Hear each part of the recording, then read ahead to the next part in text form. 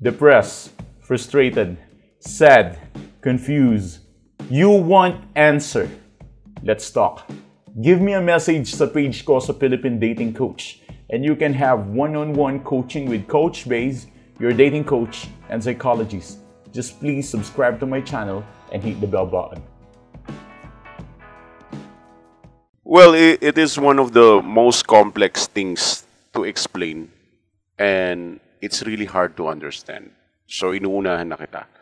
Kung pakikinggan at panonoorin mo ang video na to, what I can advise to you is just be careful. Listen to me carefully. Acknowledge what I'm saying. And please, lawakan mo ang pag-iisip mo dahil hindi ito yung typical video na lagi mo napapanood all about getting your ex back. It is all about paano ba magsisisi yung ex mo na iniwanan ka niya. Which is sobrang hirap niyan. Kasi nagdesisyon niya na iwan ka. Ba't siya magsisisi? Desisyon nga niya yun di ba? Kumbaga, hindi ka niya iniwan ng sapilitan. Pwera na lang kung iniwan ka niya ng sapilitan or wala siyang nagawa. Like, pinaghiwalay kayo ng tadhana, mga ganun. Or kung ano mang uri ng shit ang nangyari kaya kayo naghiwalay. Kung ganun ang sitwasyon nyo, then hindi para sa'yo itong video na to. Pero panoorin mo pa rin kasi baka may matutunan ka.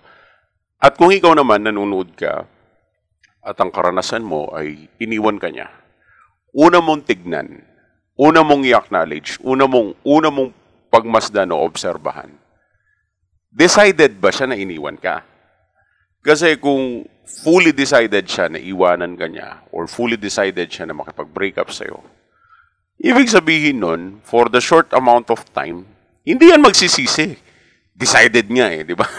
Kumbaga, ayoko na makipagrelasyon, may bago na ako, ayoko na makipagrelasyon, hindi na kita gusto, ayoko na makipagrelasyon kasi mag-iibang bansa na ako, ayoko na magrelasyon kasi hindi na ako interested sa relationship, o kaya ayoko na magrelasyon dahil wala lang, ayoko na sa'yo. Parang ganon, marami siyang reasons kung bakit ayaw na niya makipagrelasyon.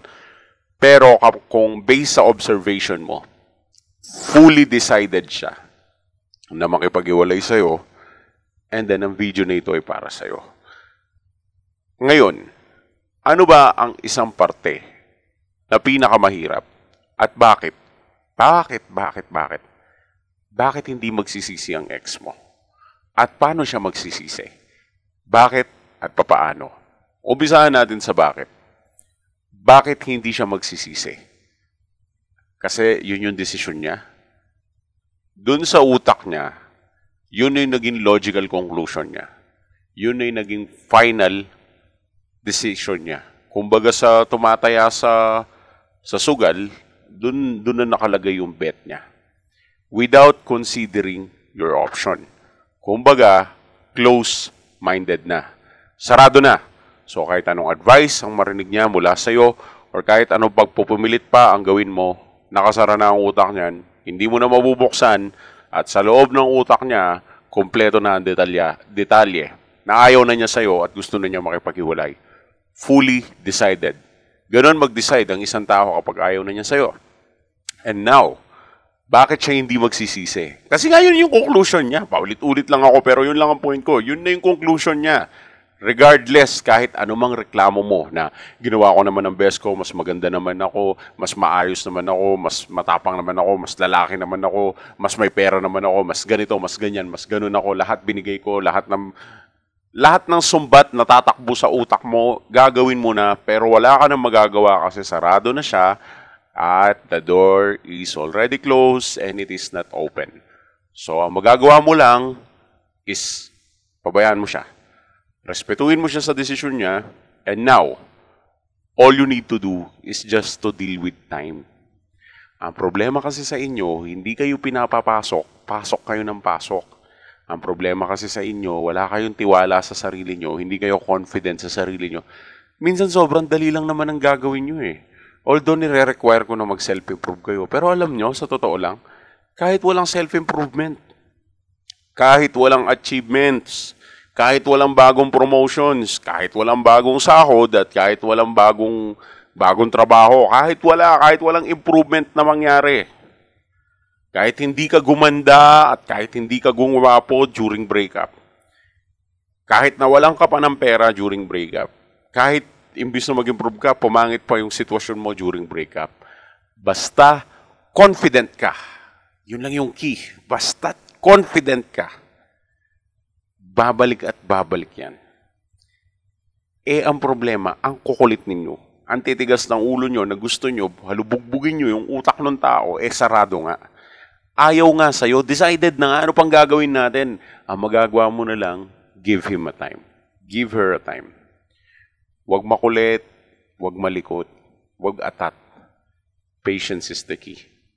Kung napapanood mo ang video na to, nire-require kita mag-improve. Exercise ka. Achieve mo yung mga dapat mong i-achieve sa trabaho. Mag-business ka. Parami ka ng pera. Paganda ka. Papogi ka. Anything that might get you more and more and more and more improvement, go ahead.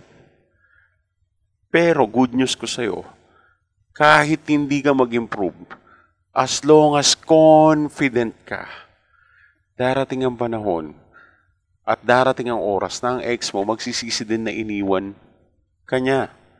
As long as confident ka, yun lang yung key. Confidence, confidence, confidence. Because the confidence is so attractive. Confidence is the sexiest part of your whole being. It's not money, it's not looks, it's not things, it's not the things that you own. It's just the confidence. If you have this certain amount of confidence, then you have this certain amount of chances of getting your ex back. And all I want you to do is just to believe me. But if you want to guarantee the success of getting your ex back, okay, let's have one-on-one coaching so we can use manipulation technique. Thanks for watching.